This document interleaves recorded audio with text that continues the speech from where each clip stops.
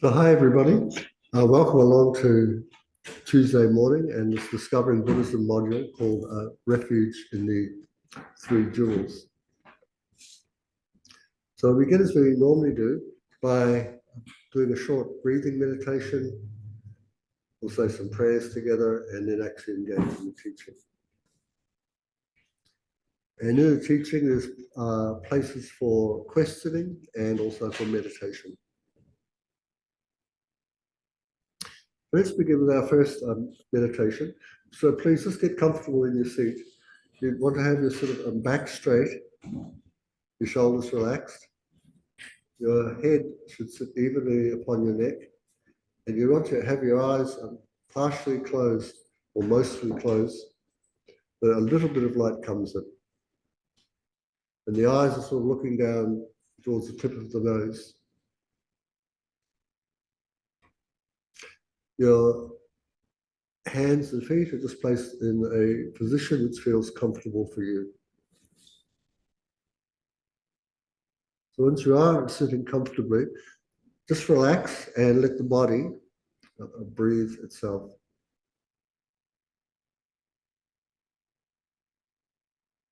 And being aware that the body is breathing itself, relax into awareness.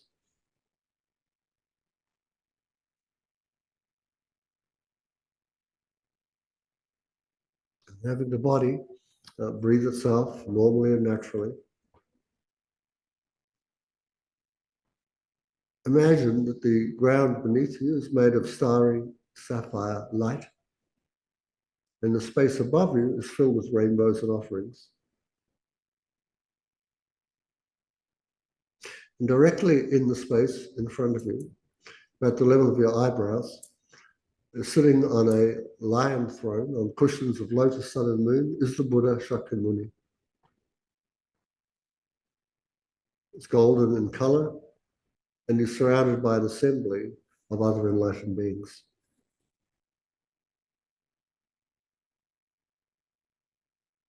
Meanwhile, you are surrounded by all sentient beings. So imagine your mother is beside you on the left, your father on the right, friends and family are sitting behind you, and difficult people are in front of you. Strangers surround these four groups of people. And here you take a moment to recollect how fortunate you are to still be alive today.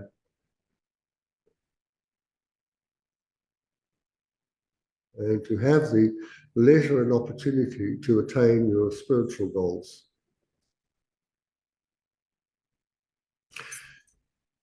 To attain these goals, you need to act quickly because things are not quite right. The world does not exist as it seems to. And impermanence pervades all products. Phenomena have no essential nature. Nevertheless, we have come across a spiritual friend, and this friend of ours is leading us in the safe direction of the three rare sublime ones. The Buddha as the physician, the Dharma as his medicine, and the Supreme Sangha, the beings who have realized emptiness, as the doctors and nurses.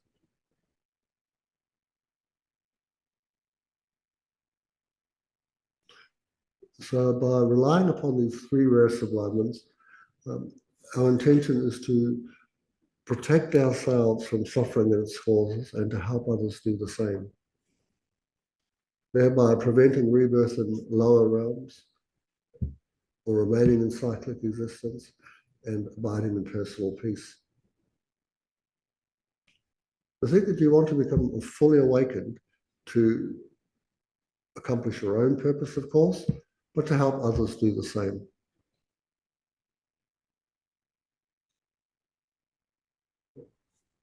To do that requires practice. So to make the offering of practice as purely as possible, imagine yourself to be as clear as a deity. You're resting within a sphere of great enjoyment. And you're holding a vajra and bell. So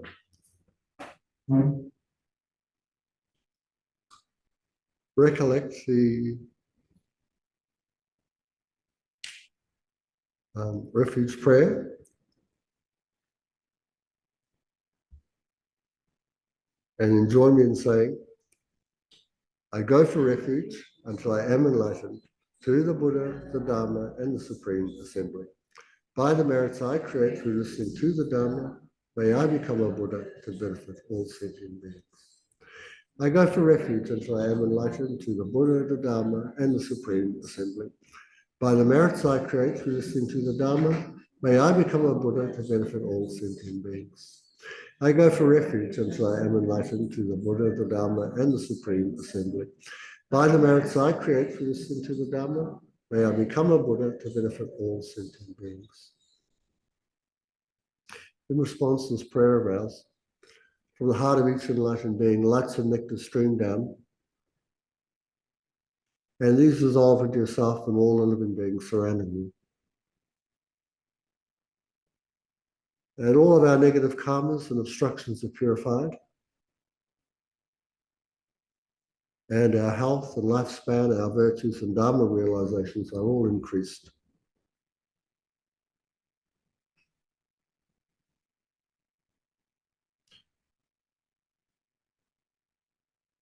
So having been cleansed by wisdom and fortified with compassionate love, recollect the four immeasurable thoughts of love, compassion, joy, and equanimity. Decide to develop these yourself and to help others establish these four immeasurable thoughts within their own mental continuums.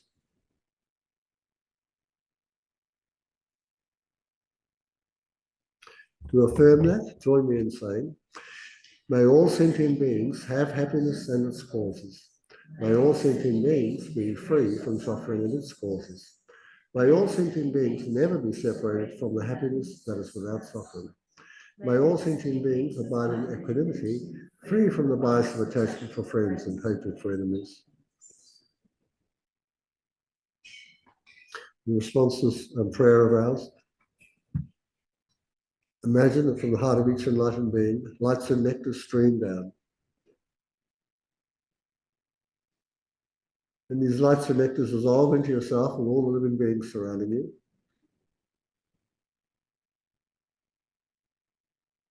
And all negative karmas and obstructions are purified. And your health and lifespan, along with your virtues and realizations about the Dharma, are increased.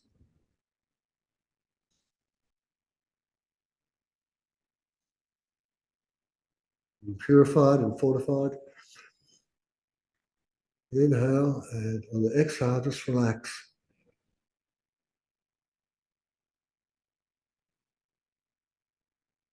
And from this relaxed state of awareness, you invite the field for accumulating merit, which appear. And before them you say, reverently I prostrate with my body, speech, and mind. I present clouds of every type of offering, actual and imagined. I declare all my negative actions accumulated since beginningless time, and rejoice in the merit of all holy and ordinary beings. Please remain until the end of cyclic existence and turn the wheel of Dharma for living beings. I dedicate my own and others' merits to the great enlightenment. So to bring us clinging to the merit as truly real, and thereby obscuring its true nature. Imagine that our ordinary body, speech, and mind, our enjoyments, the universe itself are utterly transformed through our knowledge of the wisdom of emptiness. And reappear as the enjoyments of a Buddha world. And we'll offer this pure land to the Buddha and his entourage. So we say, this ground, anointed with perfume, stirred with flowers, adorned with Mount Meru, 4 continents, the sun and the moon. I imagine this as a Buddha field and offered. May all living beings enjoy this pure land.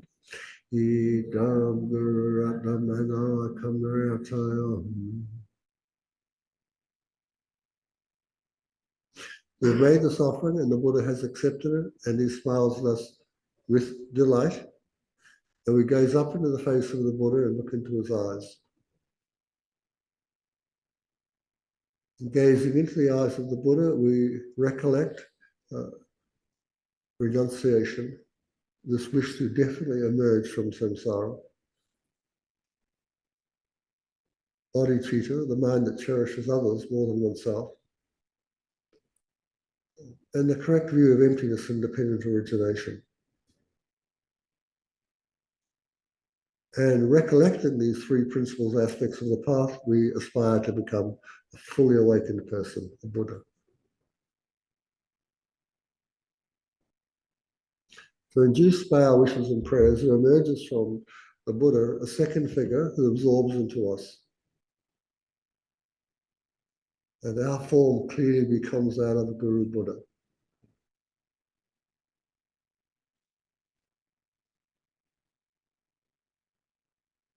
Radiating from a very small syllable at your heart, light rays strike all sentient beings surrounding you and place them in the same state of a Guru Buddha.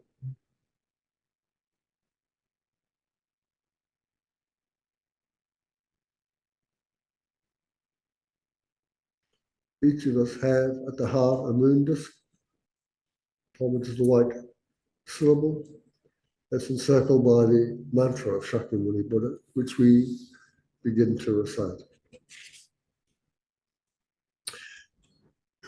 Tayatam Mahamanaya Soha Tayatam Mahamanaya Soha Tayatam Mahamanaya Soha.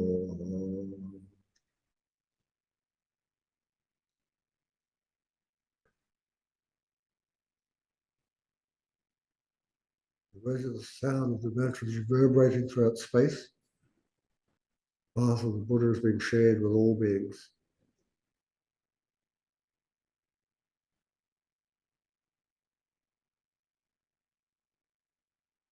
I think that the two purposes are achieved. You've become fully awakened, and you're able to help others do the same effortlessly and spontaneously.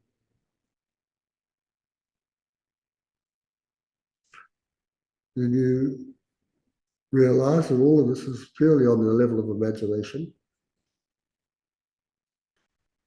But even though it's been on the level of imagination, this imagination has imprinted the mind with the conditions for full awakening. I think this is the purpose of study. The purpose of study is to know the material, and we want to reflect upon it and finally become really familiar with it through meditation. So I think that you wish to make your refuge in the Triple Gem authentic, deep and meaningful, and you wish to respond from that with authenticity. And now just breathing in through your nostrils, exhale through your mouth, and in your own time just let your eyes flush open, move your arms and legs, and bring your awareness gently to the class. So this is week 8, be the final class in terms of material presented, and then next week we'll do the review class. So let's briefly look at what we've covered. We began by looking at the causes for refuge. So can everybody just tell me what the first 2 causes, the most common causes of refuge are? Fear and faith. Fear and faith, that's right. And if 3 causes of refuge were put forward, what would be the 3rd cause? Compassion. Thank you, Cal. And so you've got fear or reasonable anxiety about what the future, how it might unfold, what the effects of the future might be. Then we have confidence that we can avoid the negative effects of any sort of future. And we're doing this out of a compassion for ourselves and for other beings. Now, then we talked about the scope of refuge. So this really talks about the capacity of the person who has taken refuge. We know that there are 3 types of capacity. Can anybody name them? To stop oneself from going to the lower realms is a person of small capacity. Then we have a person of middling capacity. What are they trying to do? That's right, in samsara completely. And the person of great capacity, he takes refuge because he wishes to achieve Buddhahood for the benefit of others. That's right. So these are 3 reasons why a person would take refuge, the 3 capacities of the refuge holder. We began to talk about the objects of refuge. We began with the Buddha jewel. So the Buddha jewel is like it's an ultimate object of refuge, which has these 8 excellent qualities, such as uncreated and so forth. Then we have the Dharma jewel, which is the actual object of refuge. It's what actually protects us. And a Dharma jewel is a truth of complete purification in the continuum of somebody who's realized emptiness. And the Sangha jewel is this person who's realized emptiness. They're called Aryas. So it's an Arya person possessing in their mind stream any of the 8 qualities of knowledge and liberation. After that, we talked about living in vows. So there's the refuge vow itself. It's one vow whereby you commit yourself to, excuse me, going for refuge to the 3 jewels for the rest of this life. And when we take refuge, there are 3 things we need to do and 3 things we need to avoid. So in terms of what we have to avoid going for refuge to other deities that are other than the Buddha. We should, in terms of the Dharma, stop harming others and try to stop the mind of malice, because that's what leads to harming others. And of course, avoid bad company. The 3 things we should do are to treat images of the Buddha respectfully, honor the writings, and also treat the community as if they were the actual Arya Sangha. And finally, we look at some of the 8 benefits. So somebody tell me what's one benefit of taking refuge, of becoming, well, the first benefit is that you become a Buddhist, don't you? You become an inner person. And being such a person, you now have the foundation to hold all the other Buddhist vows. So in other words, you could, if you chose, wanted to become ordained, now you have the refuge vow first, then the vows of the ordained person. If we stayed as we were, we have the refuge vow and vows that we could practice as a lay person. So those vows could be, we could take the Bodhisattva vow, we could take tantric vows. But the refuge vow acts as the foundation for all other vows. And as you know, the essence of practicing Dharma is to restrain ourselves from doing the harmful things and actually do the beneficial and useful things. So by taking refuge, we purify past karmas and easily accumulate a vast store of merit. So tell me one more benefit of taking refuge. You won't fall into the lower realms. You won't fall into that's right, you won't fall into the lower realms. You probably won't. Then you remember it all the time. You won't fall into the lower realms. It's very difficult for other beings to harm you, once you've taken refuge. Why do you think that is? Not creating as much of the karma that could be a cause for other beings to harm you. But also any karma you have created, you're probably not going to react and perpetuate that karma either. You kind of let it finish. That's kind of how I think of it. Okay, good, Debbie. Anybody else?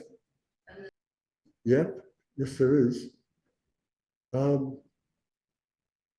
so what does Sandy? You won't be harming others. Yeah, we won't. Yeah, so to others. So my take on this is, why is it the case that you think others will not harm you? It says here, you will not be harmed by humans or non-humans. So what's the primary source of harm for us? Thinking that we exist in a certain way. Yeah, so the major harms are created by our own mind. Right? So it's not that others are hurting us, it's our reaction. That's what really harms. You know, it's like saying you have your arm, you know, somebody could be really punching you and you could be harmed or you might not be. Isn't it? So the real determinant here is not whether the person is punching, it's like, how are you responding to this? That's what I mean by others don't really, you're really looking back and going, actually, the major causes for my suffering are my previous karma. And previous karma is not a person, of course. Previous activities that you yourself created and are harming you. So it's not others harming us, it's us. And not even us, really, just these afflicted, uncontrolled minds. That's what really harms us. And of course, one of the major benefits is you quickly attain Buddhahood. So we're taking refuge to become Buddhas. That's the final end result. There's these 8 benefits. Coming from them. Yeah, that's right. Yeah. We could do that, couldn't we? We could look at it like that. So today, we're going to look at how we can make refuge real for ourselves, and that means we integrate our understanding of it and see what happens. So we've got basically 4 questions I will answer today. So one of them is about a quote that Lama Yeshe made many years ago. He says, Westerners should understand that taking refuge is a state of mind. So the question is, what does that mean? And we'll have a look at that. Our next question is, so do you think taking refuge will change your life? And if you do, how? How would refuge change your life? The third question is, if a friend of yours from the Christian tradition wants to know what taking refuge means and why you want to do it, what would you say? And what's the measure of having actually gone for refuge? How do you know if you've actually gone for refuge? So I saved these 4 questions for our very last class. Because I looked at it, wow, that takes a bit of thinking about, this one here. So well, let's do everything else first, and then we can come to these questions at the very end. I think they're more sort of experiential, aren't they? Really looking at them and going, gee, I'd have to think about that. Now, again, I haven't really changed the material we've been looking at, but I'll just say that this book in the middle, Buddhism, the black one of the 2 Buddhas, summarizes a lot of the information in the books on either side of it. So those first 3 books, they're a part of a series of 10 books. I think it's called the Library of Wisdom and Compassion, maybe. Yeah. So the first book they released was that book in the middle there, the black one with the 2 heads of Buddha on it. So they gave us that in over, I don't know how many years now, but then they released the 10 books that make up the whole library. So that first book is everything condensed into one. You've got 10 books, the material of 10 books condensed down. And so, of course, from there, they talk refuge as one of the topics. In fact, all the topics are covered here. So it's a terrific first book to get if you're going to buy these books. And look at the way it's written and the depth of the information. Anyway, it's a very impressive book. The others, of course, expand on that knowledge. And the teachings of this refuge come across really in following in the Buddha's footsteps and again in the foundation of Buddhist practice. Lam Year is 365 meditations and there's a section on refuge. So I'm not sure how many meditations are in there, but there's not a lot, but there's some in there and they're worthwhile doing. They're quite simple to do and to read through, you'll understand it. And Steps on the Path to Enlightenment, of course, by Geshe Sopa, really sort of unpacks the material. This morning I was reading volume 5 about the wisdom realizing emptiness. I'm going to come back after class and keep reading. It's just so good. Yeah, so these are, I find these are all very good books. If you've got to high school, you'll understand this material. It's written in such a way as comprehensible. Let's begin by having a look at this quote of Lama Yeshe's and ask ourselves what it might mean. So he says, as I said, Westerners should understand that taking refuge is a state of mind. So we might ask ourselves, first of all, well, if we did not think that, what would we think? If we're not thinking refuge is a state of mind, in other words, what would we be thinking? Yeah, well, often, wouldn't they? Yeah. So, I know, just up the road up here, there's a house called the Zigzag Home for women, and it's a refuge, right? So it's for women who might be fleeing abusive husbands or relationships, or find themselves homeless or something like this. So there's a place, it's a refuge, right? It's a place of safety. Yeah, so when you look at refuge, it's just like you're saying, Carlos, we often think of external things, isn't it? Like our place of safety. A refuge is seen as a safe place. So here he's sort of suggesting that this safe place is a state of mind.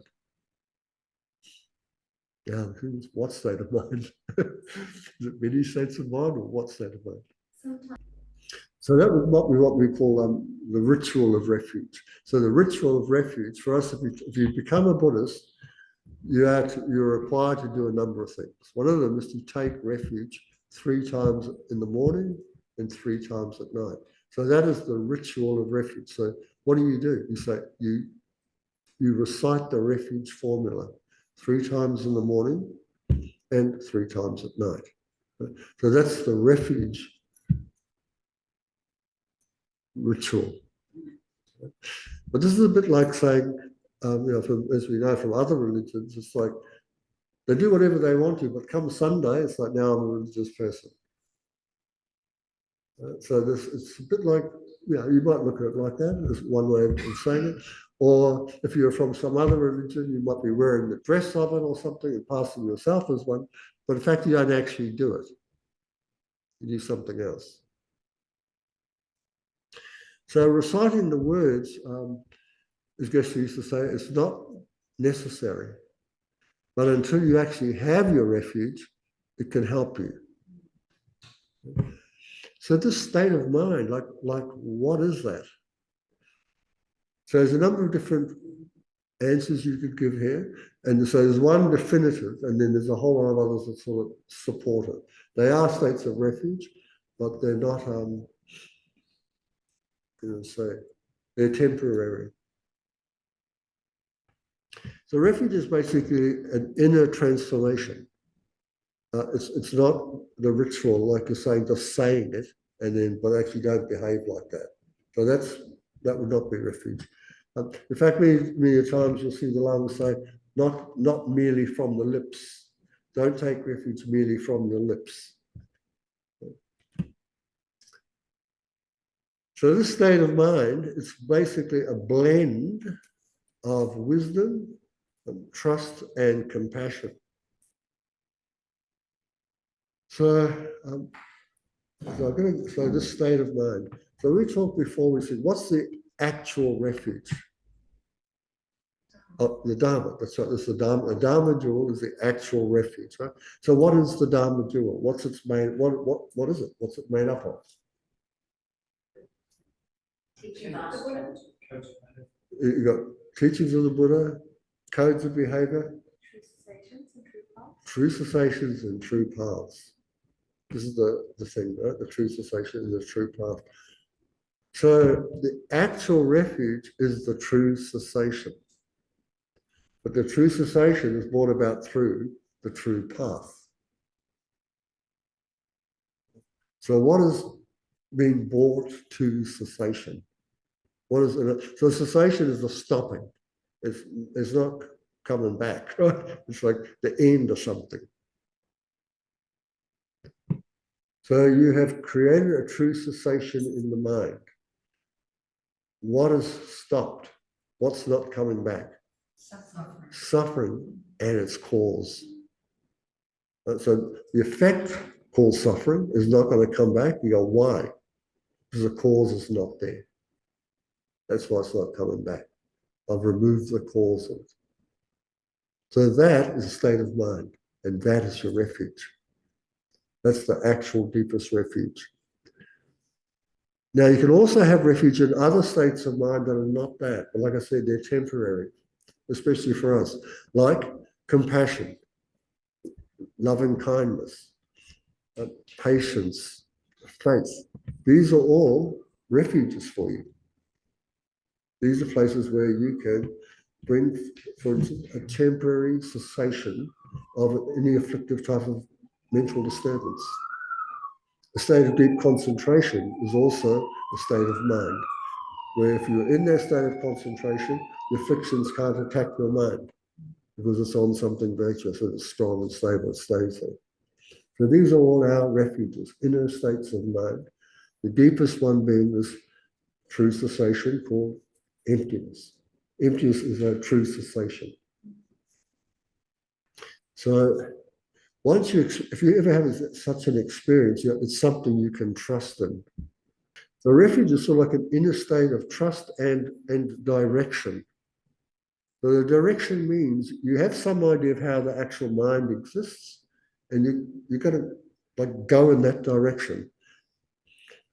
So we also know, we know the mind exists, and we know that it's actually the source of samsara, of all our confusion, but also it's also the source of the absence of all the confusion. If you use it skillfully, you bring an end to confusion. If you don't, you let the mind do what it wants to do, confusion arises. So both these states are coming from the mind. One is an undisciplined, confused state of mind, we call it samsara, and that's all the difficulties we face, all our anxieties, problems, and so forth. The other is the state where all that's absent.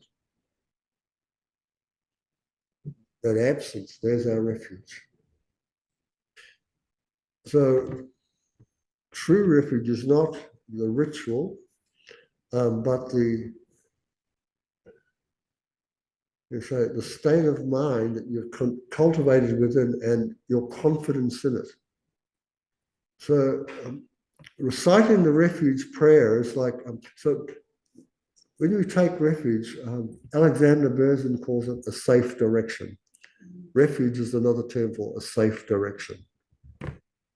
So here it's the safe direction is like inwards, finding that true cessation, not outwardly getting involved in all the changeable phenomena. So reciting the refuge prayer is like pointing a compass. So you've got something, and I'm going to remind myself of this. But the state of mind of refuge is like trusting the compass and walking in the direction it shows you.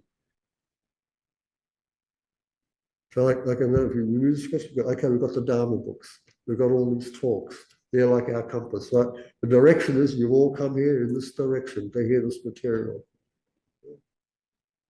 But then you have to take this material and use it. And so this is the direction you've gone in.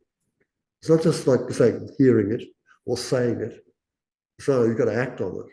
Hearing it and saying these things, it's a start, it's your direction, yes. But unless you go, well, I mean, so what? You've got a compass and you've got a mouth. That's great. But you're not in the place you want to be, are you? You just have the tools. So we want to be in that place of safety. Another example says, this means that when you recite the refuge prayer, you're not just saying the words. You're actively cultivating a feeling of trust and setting your inner direction. It's the difference between saying, like, I'm going to go to the gym, and then actually sort of really feeling the motivation to be healthy. So you really want to be healthy, but to be healthy, you've got to go to the gym. So here, you want to do something, you've got to go inside. You're going to have to work with the mind and try to bring about the absence of the causes of suffering, or work with your mind and start coming out coming back out in terms of kindness, loving, trust, all these sort of things.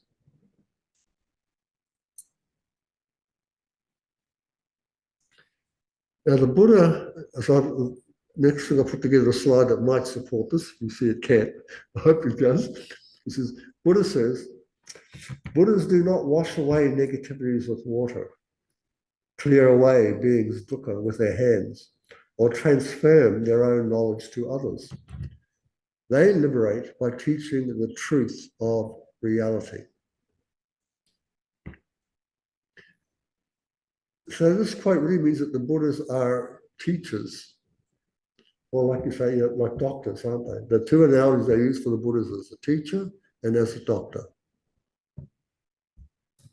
But none of them are like magical saviors, is it? And this is what he's sort of saying here. Look, we can't, when a person is suffering, you cannot just take their suffering away from them like you can, like pull a thorn out of somebody's foot or out of their hand, right? If a splinter goes in your hand, you go, wow, it really hurts. You know, that's it, you just pull it out, don't you? You go, oh, now I feel a lot better. But a Buddha that knows the cause of the suffering, they can't just pluck the cause of the suffering out of your mind like you can pull a thorn out. That's what he's sort of saying here. Nor can they take all their wisdom and just pour it into you, like we imagine, right? With all the lights and the nectars pour in, we imagine that taking place. But in reality, it doesn't take place, right? So what they're doing is telling us what suffering is, how it works, how you can dismantle it and find yourself in a state without it. So that's what their job is, right? Is to talk to us, teach us in whatever skillful way they can. Our job is to listen and then think about it and then do it. So it requires us. Now, like the Buddha said, I think the last thing, one of the things he said at the time of his death was, he said, look, I can only show you the way. But you'll need to go there. So, become a refuge unto yourself, he said. We have to become we are our own protectors. We are our own saviors. We're also the same people who create all the suffering, right? So we create it, then you got to stop it. Only you can do it. Only we can do it. No one else can do it for us. I like this one, like Robina was saying, she says, when we're hungry, we can't have somebody else eat the food for us and we're full. I just go, no, when you're hungry, you have to go and find some food and eat it yourself, then you'll be full. It's the same with suffering, right? When you find you're suffering, someone else can't just come along and take it away from you. You're going to have to get rid of it yourself. Okay. I really like the analogy of the gym that you were saying, because it's like a fitness trainer, right? Yeah. They look great and you want to look like them, and they're like, here's your exercises, but you could look at the exercises, but until you actually do the exercises and stop eating crappy foods and stuff, you're not going to look like the CrossFit person you're trying to emulate. So. Yeah, that's right. That's right. Sandy? How it says they liberate by teaching the truth of reality. Yeah. So all the teachings, that, for example, the teachings on emptiness, we have to use our reasoning mind to get from point to point to point to point. Like, I would say for me, the way the Dharma has helped me the most is that I've learned how to use my reasoning mind as opposed to jumping to superstitions like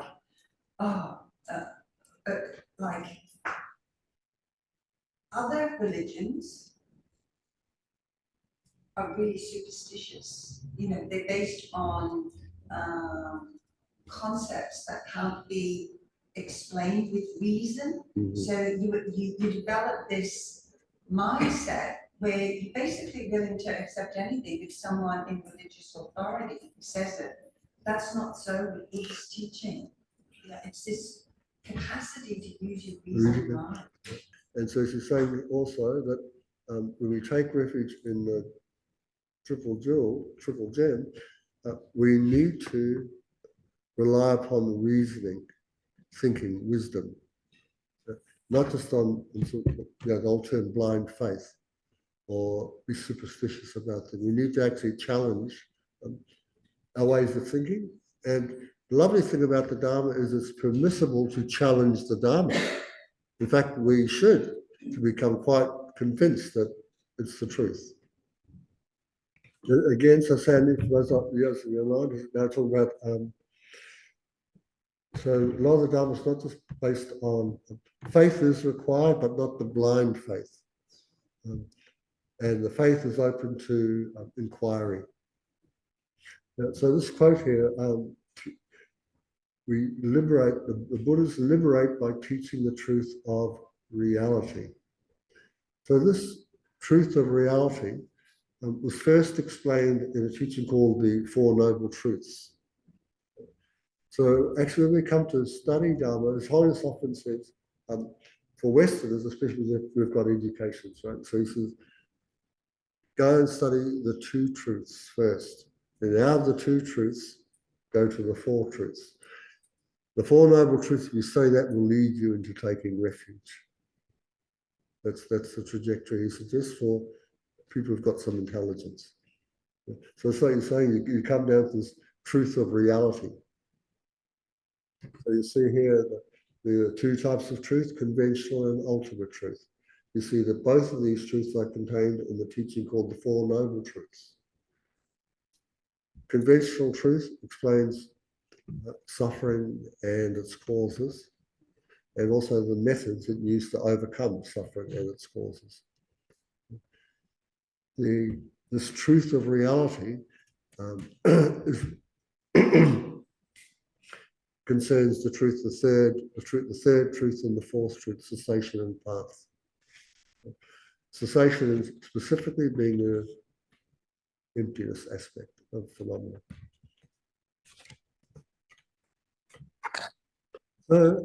Oh, good. So we've been covering interesting things.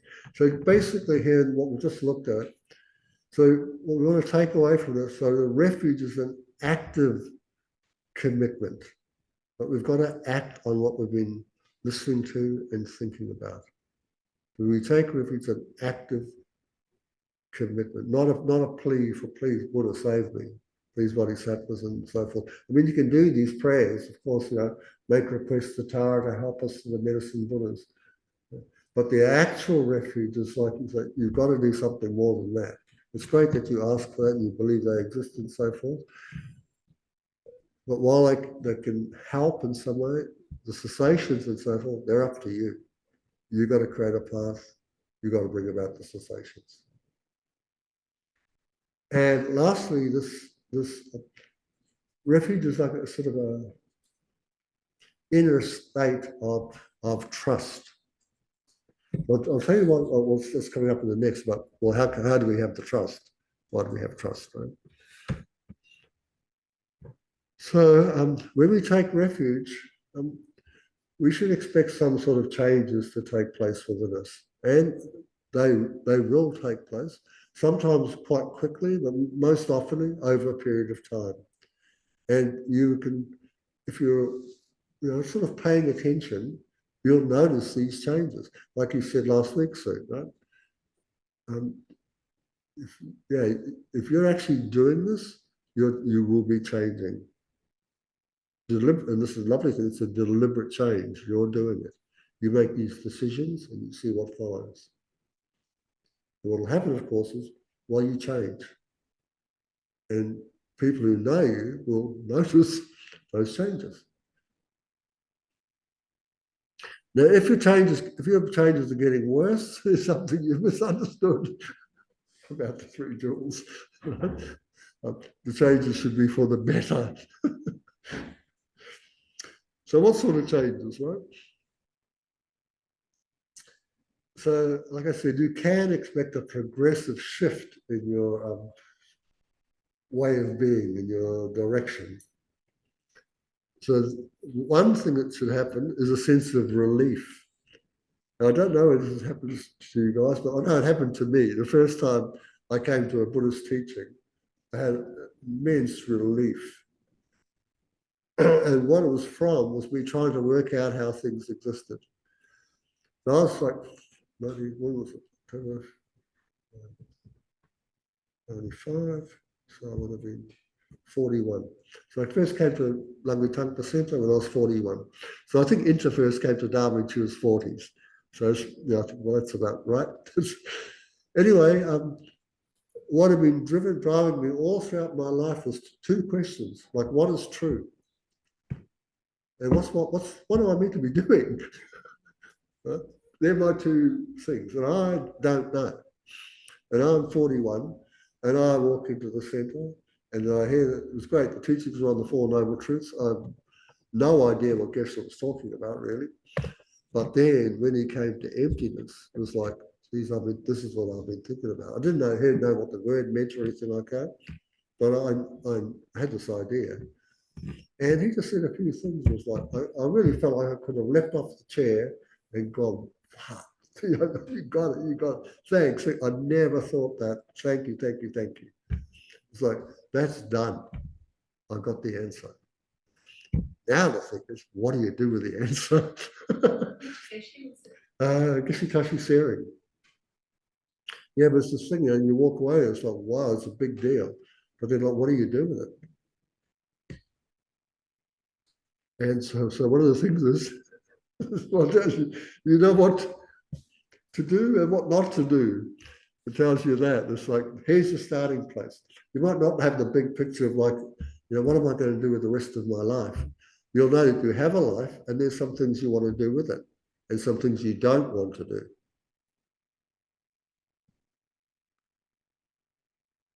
So that's what really helps a lot.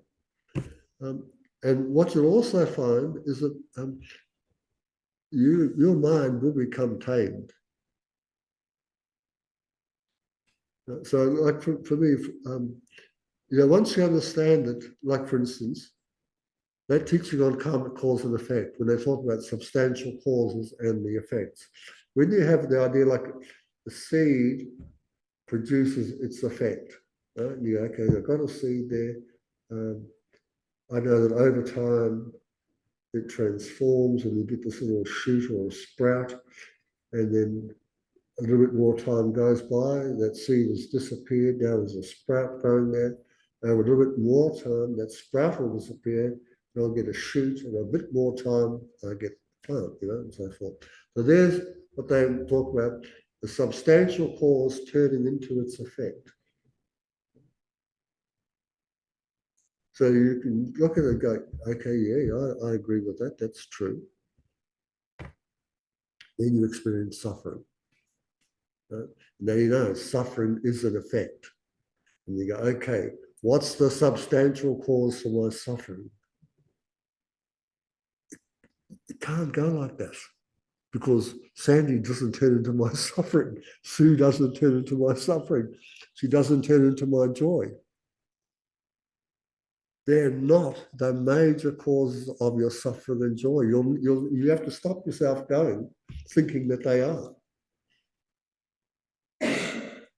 Man, you do that, you can no longer blame people for your suffering. And you're going to have to look, and go, gosh, it's got more to do with me and the way my mind works rather than somebody else. Now if that happens to you, you're going to be stopping your mouth going, you blah, blah, blah, heaps of times, right? Because you're going to know that don't make any sense. It's not true. And you just go back to the seed example. The seed turned into this plant. I'm telling you that you're the cause of my suffering. Well, did you turn into my suffering? No. So I must be wrong there. You must be a condition, like the soil or the sunlight are conditions that support the growth of the plant. Yeah, you're a condition. Your behavior is a condition. Then you can ask yourself, does this behavior always mean that it will create suffering for me? You can ask more questions. But in the end, you're going to end up with this idea that, yeah, my suffering and my happiness are primarily dependent upon my own mind, not other people. And if you think of those stories of people who've been doing 20 odd years meditation in either prison or a cave, they utterly transformed their minds. There were no other people there. So, all their good qualities weren't because of somebody bought them food every day and did all that stuff, right? And their loss of their anger isn't there because people coming up and really driving them crazy. So you take this responsibility. It's like it's up to me. Yeah, I'm sure most of you in life, as soon as we find problems and there's no way to solve it, but you have to. You can, there's nobody there to help you. You go, it's like, damn, I have to do it. And you're right. You're the only one that can do it. And you have to try, eh? If you don't try, you keep suffering. It's terrible. You must make an attempt. Just a similar type thing here, where we go, oh gosh, it's got more to do with me than the weather or the outer circumstances or other people. Then it's up to you. I remember saying, Dharma practice is really easy when your tummy is full and the sun's shining. Yeah. Like you look at it and go, it's really easy. Yeah. Wait till you have no home and you're hungry. See how you go. And so taking refuge provides us with an inner compass. Like I say, if you're looking outside yourself for the major causes of your suffering, realize you're off track. The compass is sort of saying it should be like inner direction. It's like, I'm trying to solve this problem that has to do something to do with me.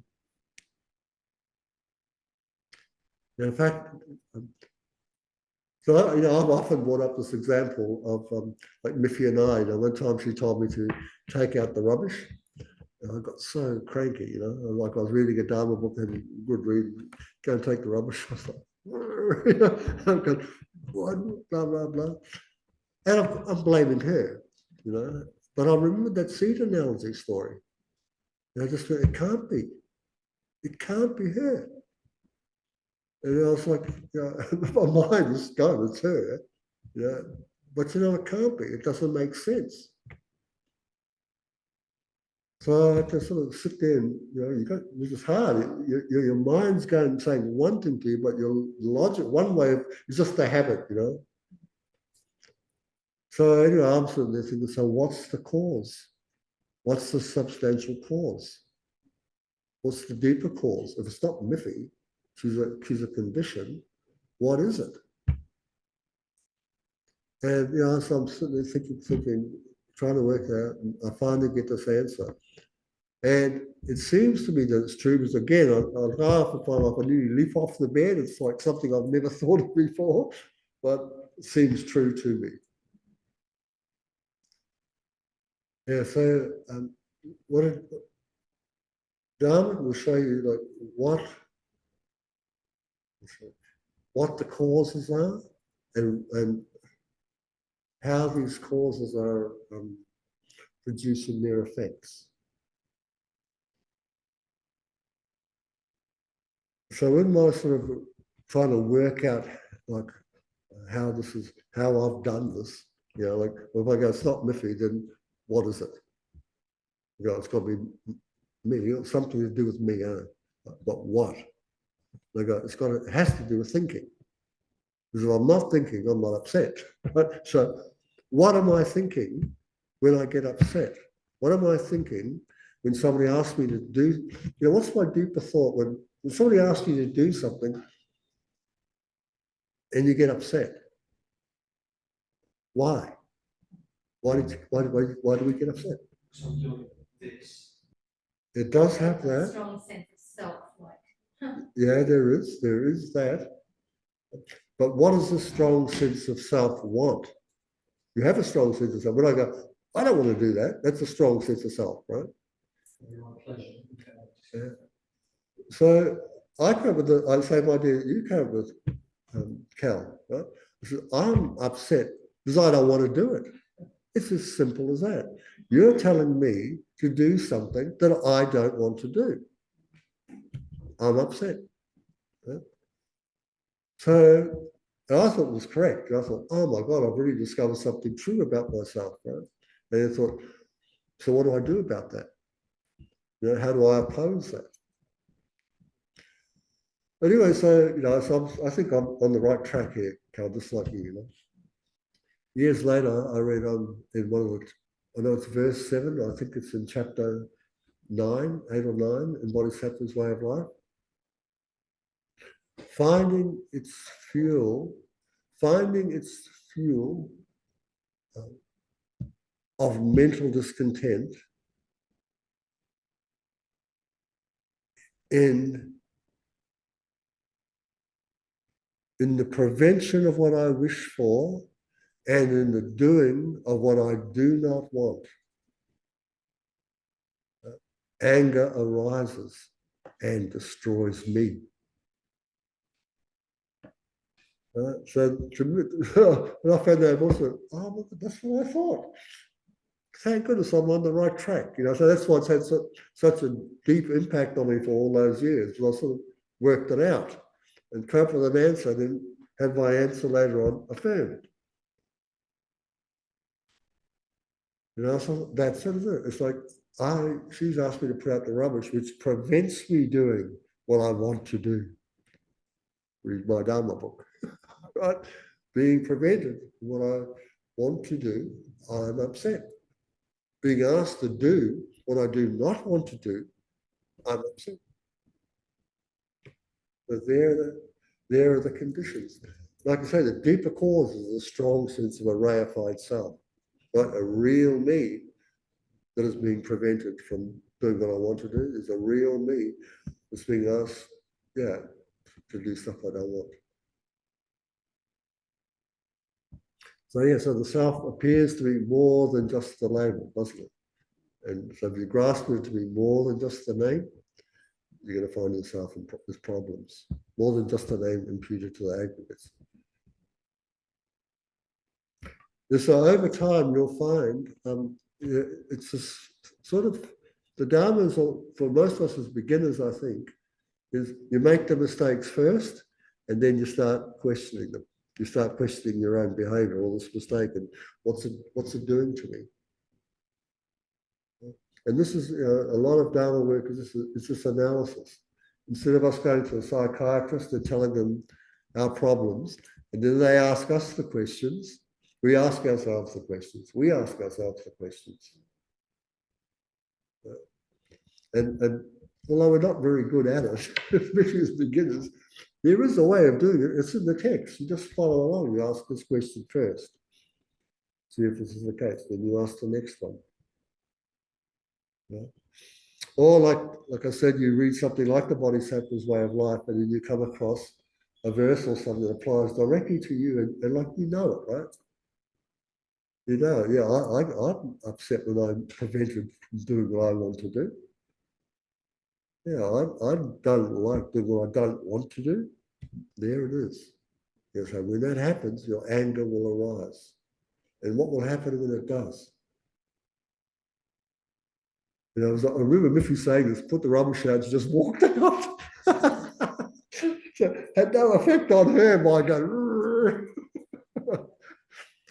the person you destroy is you. So once you sort of catch it, you're going to go, okay, so that's going to happen again and again. I'm going to be asked to do things I don't want to do. I am going to be prevented from doing what I do want to do. That is going to happen. I have to stop the anger. How do I stop the anger then? And that's the next question for yourself, to find an answer that suits. Yvette. So if you could just pause here. How many people, who else is online? There's Georgie and Felix online. So, okay, so guys, we're online. So one of our students, Yvette, is just giving us a personal story now about how she came to the Dharma. So she just said she came when she was 29. It took quite a bit of time, and then I moved to Chenrezig. and she moved to Chenrezig Started volunteering a couple of years at Chenrezig. and volunteering. Yeah. Right. Yeah. So Yvette says, so an opportunity came to take refuge, and she wanted to take refuge, but she saw within the vows you have to give up intoxicants, and she liked to drink, and she didn't want to give it up. And drinking. And smoking too. Yep. Yeah. And I thought there's no way. But No way to something- stop this. Yep.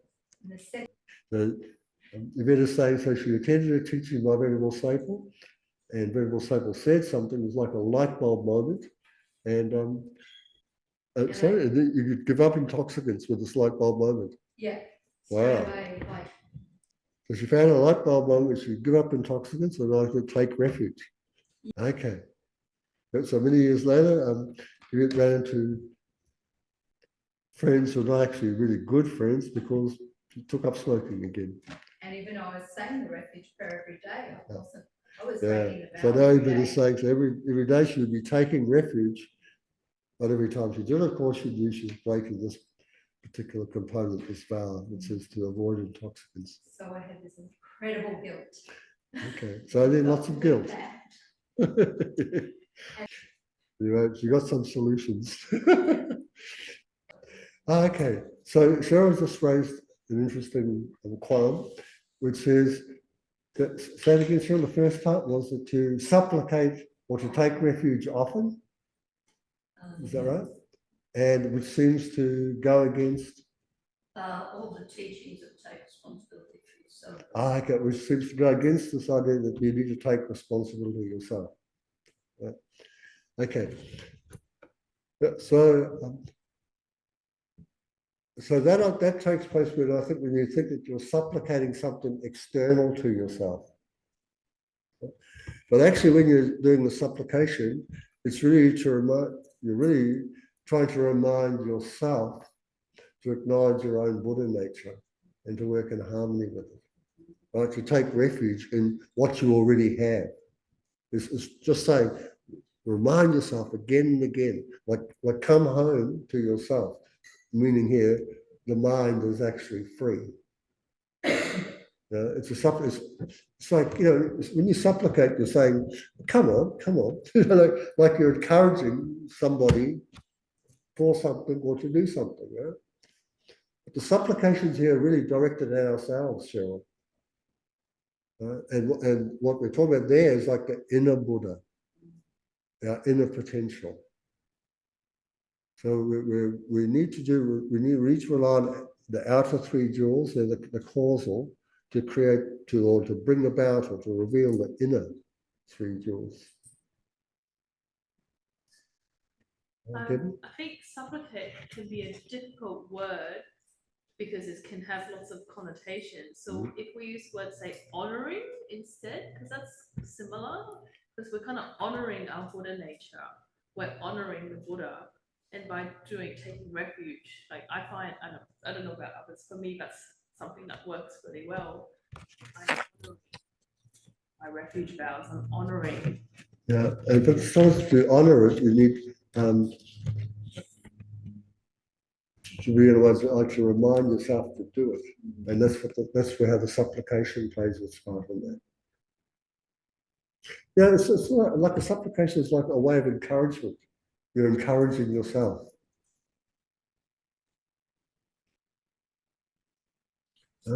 Because I've got I just want to see if I've got a section about that. We're probably putting our attention. It's an inner refuge. So if we're so this is the thing, Cheryl. It's like the idea of using the external world is like seen as a skillful means. This was not where we actually put our refuge. So, you know, we talk about the outer Dharma. So, well, that's a book. Or the fact that I'm talking to you, that's the outer Dharma. You have to take it inside you and work on it and make it your inner Dharma. Yeah.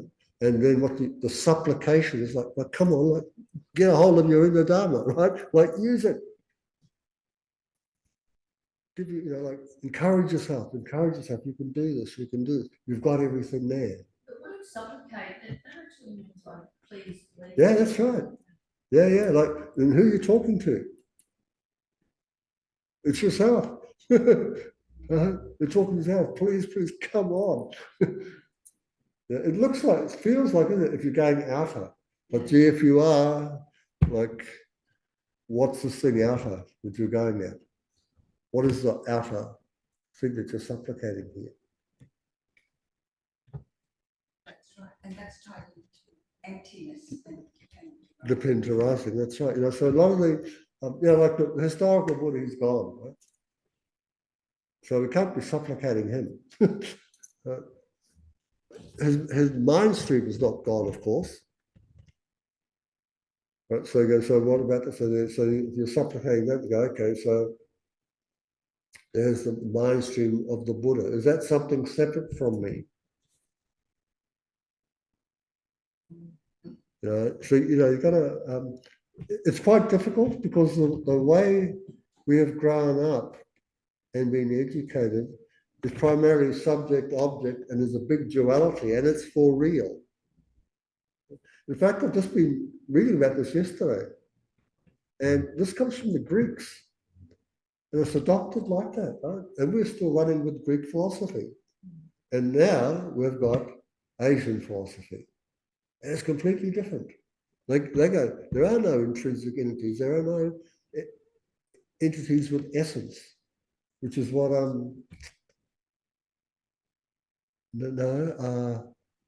who's the Greek philosopher? Aristotle. So Aristotle presented his world, things have an essence. Everything has an essence. Nagarjuna shoots all that down. He goes, things have no essence whatsoever. There isn't any phenomenon that has essence. But we've been educated with this Greek foundation. The phenomena do have essences. They're real, they're out there, all around us, everything. Everything has its essence. And the Asians, so this comes up, I'm talking to somebody online at the moment about, what's the phenomena called? It's about being and the things that exist, the things that be.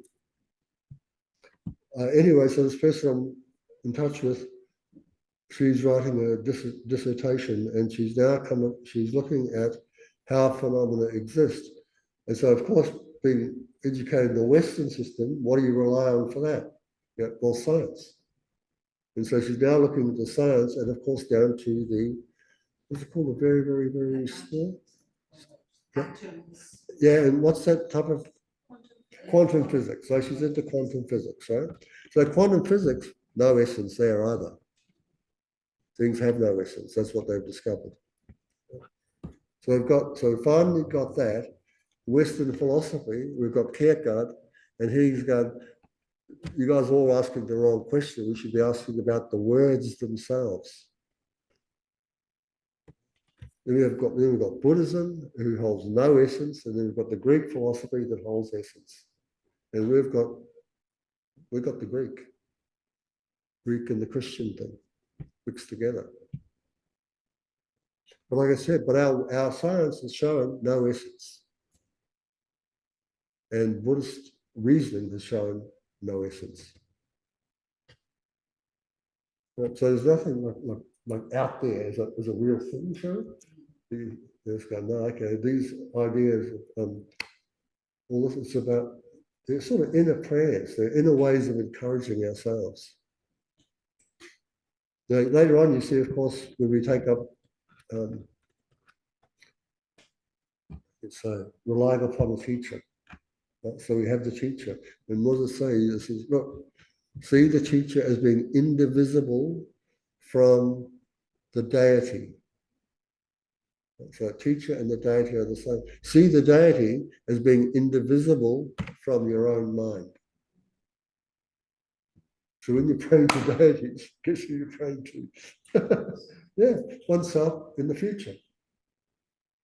It's like, give me, I need confidence to keep going. It's like that idea of here we are like this and we want to be rich. Right? You got to talk to yourself, don't you? Tell yourself, I've got to get up in the morning every day. I've got to become rich. I want to be rich. You talk to yourself and then you do the things that's required to be rich. Same with the Dharma. You want to be awakened, you got to talk to yourself.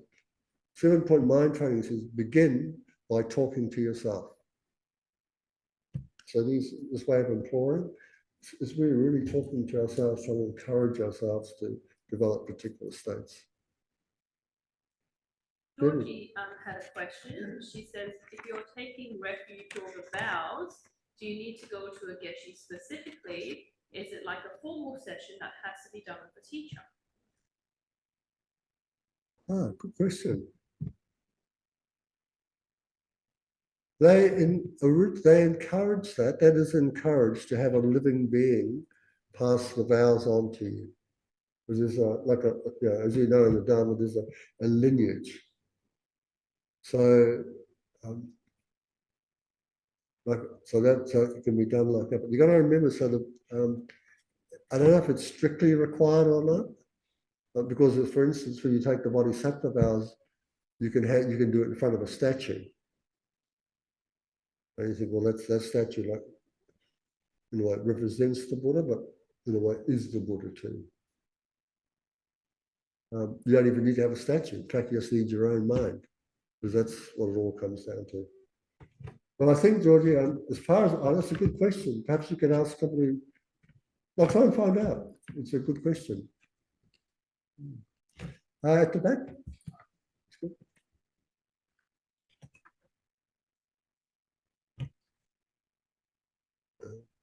So let's look at this measure. So a measure is like, how do I tell if I've gone for refuge? That's what it's basically asking. How can I know if I've truly taken refuge beyond just reciting prayers or making these aspirations?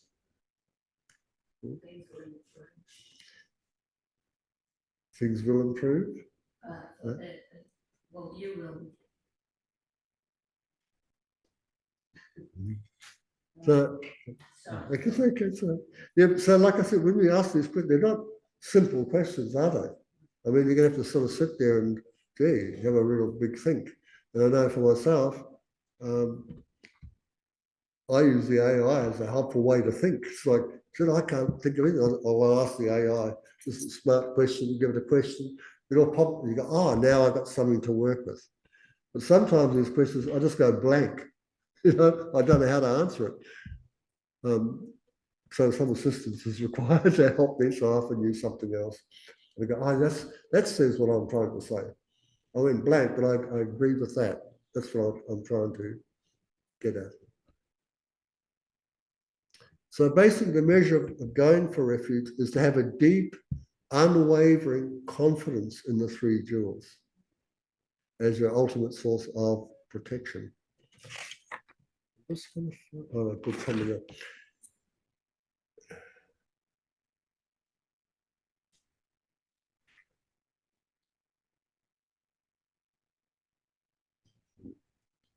Deep confidence in the objects of refuge. So like I said, when you look into the text about these objects of refuge, there's a lot of material. Refuge is a really big subject, actually.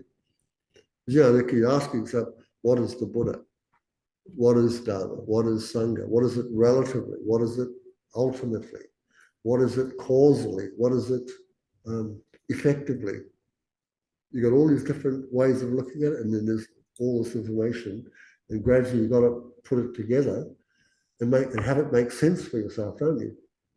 And that's why often I've got a Lam Rim class that I also do on Sundays, and it's highly philosophical. And I'm always asking the students there, tell me in your own words. I know you can go and grab the philosophy and just cut and paste and put up. The answer's right. But what does it mean to you? I think if you can't use it in your own words, you can't actually use that philosophy. It's sort of limited to, yes, you get a right answer, but in terms of experience, it's not so crash hot, is it?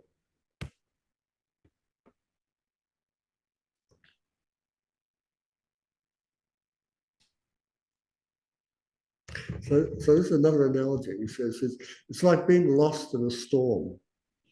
The measure of finding shelter isn't just seeing the house.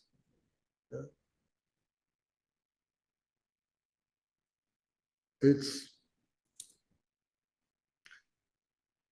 having so that what you must say, deep relief and trust that you're going to be safe inside it. You know, it makes it like you see you're in a storm, right? And you see a house and you think, "Oh, great, I'll be safe." How do you know? You don't know what's in the house, do you? You see a house and you think, "Oh, great, I'll be safe," but it might not be. But if you know about the house, you've been inside, you've felt its warmth, you know everything that's good inside that house. Yes, not just seeing the house, is it? It's like seeing the house and all that stuff that goes along with it. You go, "Oh, I'm safe." Refuge should be like that. Like you know about these objects, but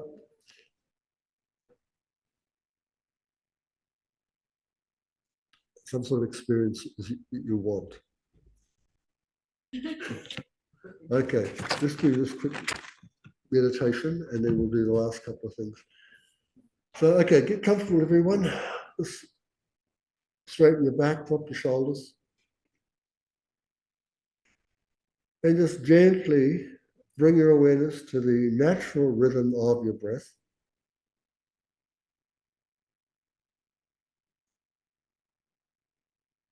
And just allow this to anchor you to this moment.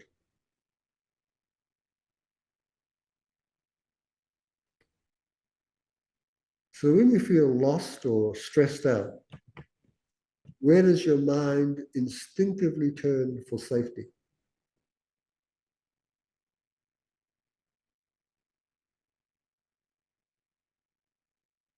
Do you look outwardly or do you look inwardly?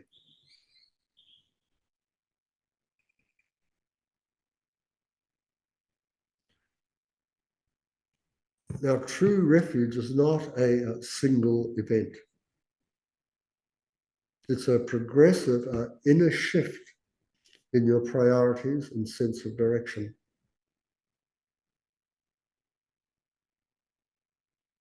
So without this sort of clear direction, you and I remain adrift. We get tossed about by the challenges of life and our own reactive habits. So taking refuge is like finally being given a reliable inner compass after years of wandering lost in a dense forest. But how can you know if this inner compass is truly working?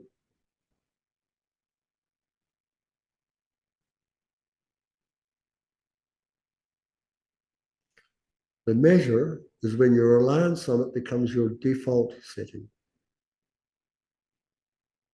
Like the compass, you trust implicitly after wandering lost in the forest. You pull it out. You look at it. You know which direction to go in.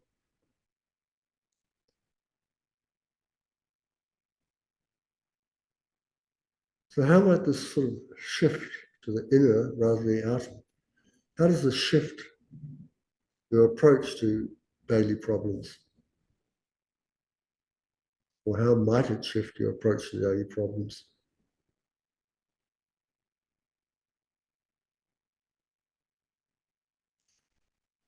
Well, you can begin to navigate these problems with your inner compass. You see them as part of the terrain rather than personal failures. Now, why do you think this inner direction naturally expands into compassion for others?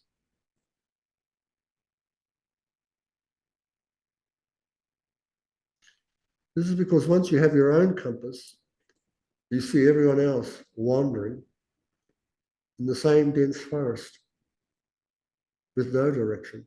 So you naturally wish for them to find their way. So today, or in the near future, when you feel uncertain, just pause and consciously turn inward to your own inner compass. And the true measure of refuge is the quiet confidence that you're no longer lost.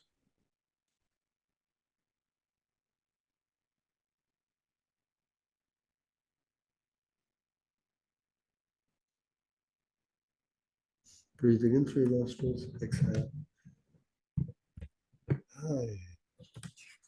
So here, finally, we have this last two bits. And so this is written from a great Persian poet called Hafiz. He's seen as one of the great five great poets of the world. He says, I wish I could show you, when you are lonely or in darkness, the astonishing light of your own being. So I really love this sort of language and quotes. So of course they're Persian, they have no idea of the Buddha Dharma. I go, now that's like Buddha Dharma. So the issue is, why should we place our ultimate trust in the three jewels? Is there a logical reason to believe that this path works? So this again is what the Dalai Lama says, because we're reasonably well educated, we should actually see whether this thing can work. If it does, then we take refuge. And that's why, he said, start with the two truths and go to the four, and now you can decide. If it makes sense, take refuge there. So he says, yeah, well, actually, there are 3 points that can help us here. First is, the mind's basic nature is pure and clear. So this is the first thing to decide. Is the basic nature of the mind pure and clear? Like, what do you mean by pure and clear, for instance? What were your first questions? Secondly, our problems or the afflictions are adventitious and temporary, and they're not part of the nature of that mind. So this one here is one you can pretty much quickly sort out, right? As you go, okay, so yeah, I'm angry. So suppose you say, I get angry. Yeah, yep, well, me too. Is it temporary or permanent? Yeah, well, temporary. Does it come and go then? Yeah, it's adventitious. Yeah, okay. So there are times when the mind is not afflicted by these so-called afflictions. What's going on? And lastly, there are effective methods or antidotes to remove the afflictions. So there's a way of actually removing them when they're present, and then they're only present sometimes. So these are really good to know. And then if you actually look for them in the nature of the mind, they're unfindable. They don't exist in the way they appear to us. So this sort of framework, and this comes from the teachings of Buddha nature, where you go down and you go, this is the question to ask you.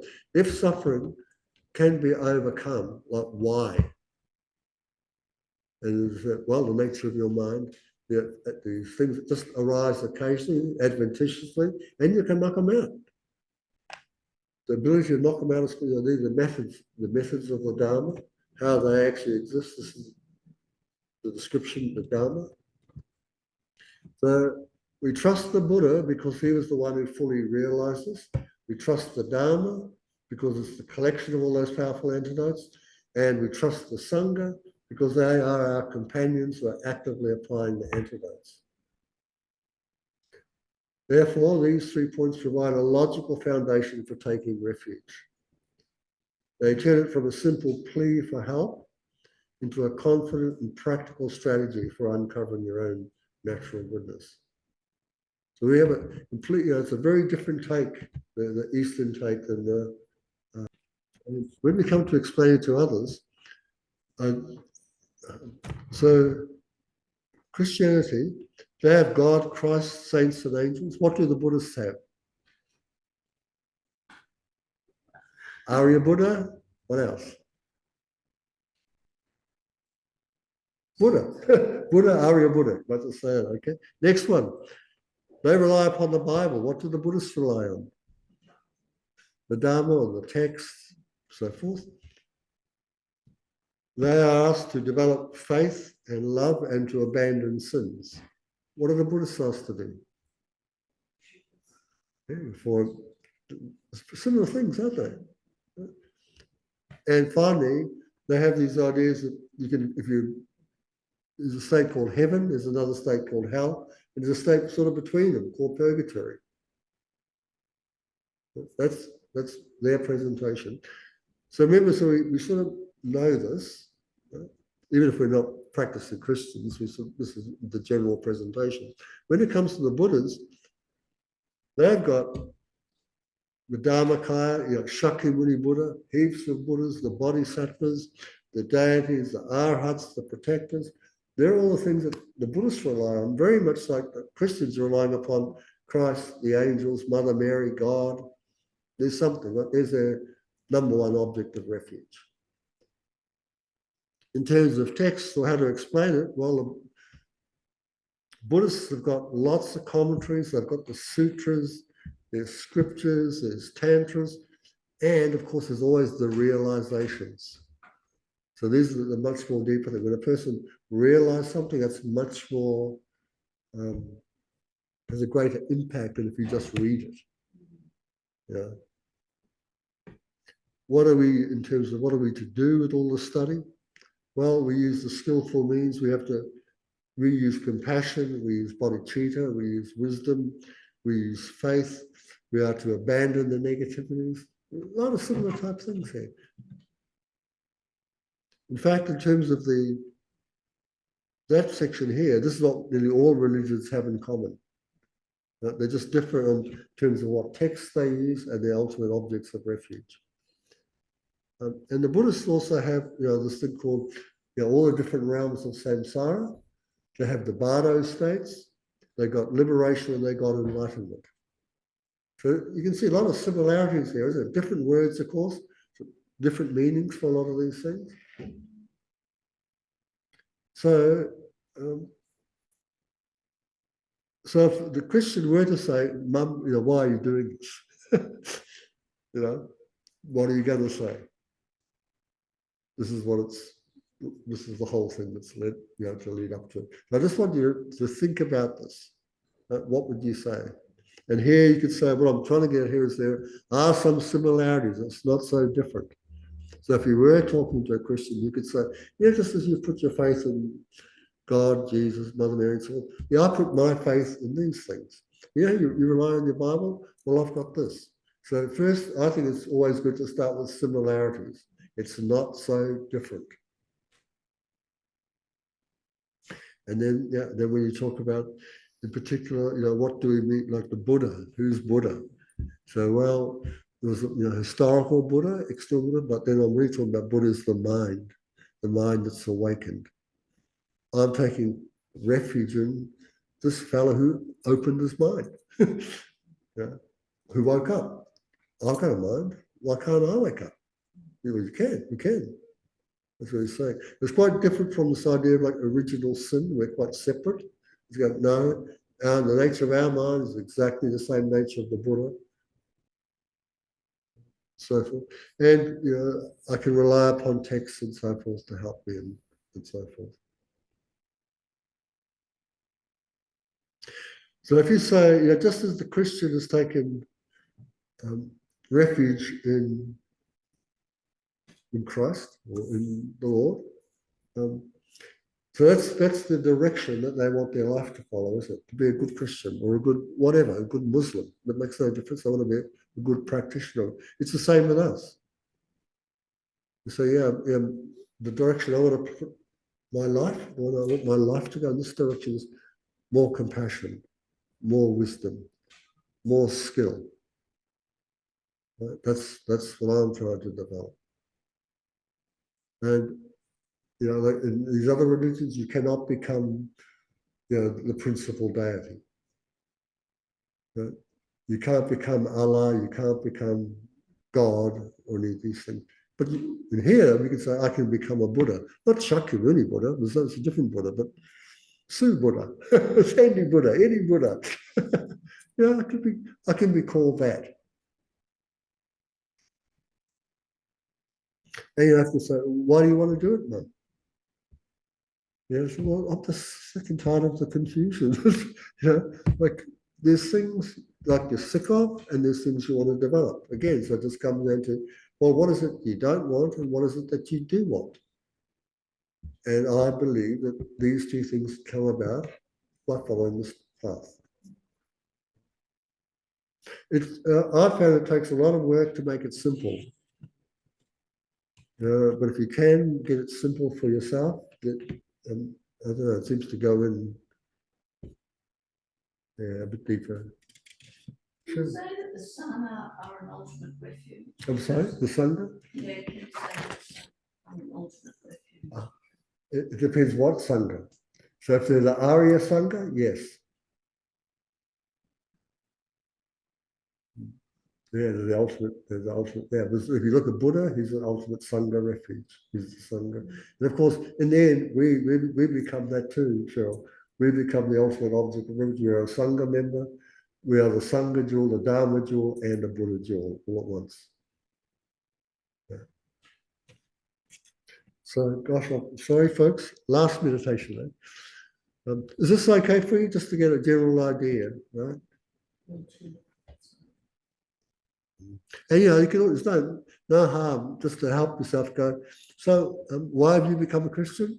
And they'll tell you why. You don't. Now I'll tell you why I'm a Buddhist. So you can go along. In fact, I found later on, when I used to love arguing against the Christian people who come to the door. Oh, they come in, cup of tea, let's go. When I found out about emptiness, independent arising, all that finished. No need to do that anymore. There's no need to become so right and wrong, beat you in an argument. Let's go, come on in, cup of tea. You find all the similarities, all the good you're trying to do. You don't have to argue. The stuff's just philosophical. It's like, what are you actually doing? Are you being a good person? That's the thing, isn't it? Are you like walking your talk? And so I found many of these times, that's what we're trying to do. All these other religions trying to encourage people to be really good people. And we've just got different means of doing it. Okay, you've got your method, I've got mine. I can disagree with some of your methods, but hey. So, as holiness, he always meets people at this level, the faith, the love, the abandoned sin. And we can too. That's our place. All the stuff that comes up above it, you can see major differences there. But on the faith, love, abandon, sin, that's where we meet.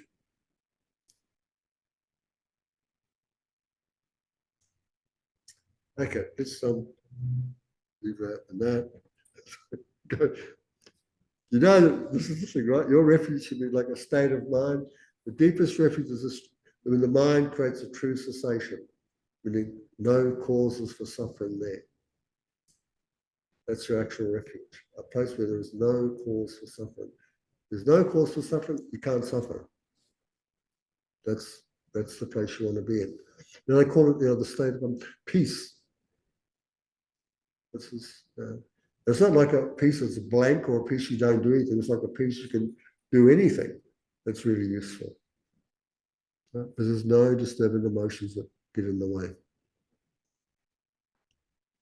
And finally, like I said, it will change your life. If you actually apply it, and like you were saying, if it's more than just words coming out of your mouth, you will change for sure.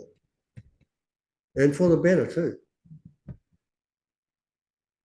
Okay, that's our fun. Like I'm 10 minutes over, so I'm just, So there's material on this is on pages 50 and 52 in the LTC notes. They're online. And so coming up next week, we'll just review everything we'll take the major questions and just go through them again, just as a way of refreshing it. Okay, so is this enough for today? It's okay. Let's dedicate. So we've all been sitting here thinking about it, creating energy. It's all been directed about this topic, refuge. There's merit created. So think that the merit has no true existence. And due to the merits of these virtuous actions, may I quickly attain the state of a Guru Buddha and lead all living beings without exception into that enlightened state. May the supreme jewel, bodhicitta, not yet born and rising above, may that born have no decline but increase furthermore. And as long as space remains, as long as sentient beings remain, may I too remain to dispel the sorrows of the world. The prayer for His Holiness's long life. The wish-granting, wish-fulfilling jewel, source of every single benefit and happiness in this world, truly incomparably kind, Tenzin Gyatso I beseech. May all your holy wishes be spontaneously fulfilled. And lastly, in holding and spreading the Muni's precious and complete teachings through explanation and practice, you wore the armor of patience that is never disparaged. Incomparable Venerable Guru, to you and make this request. Okie dokie. Thanks everybody. Enjoy the rest of the day. Thanks again.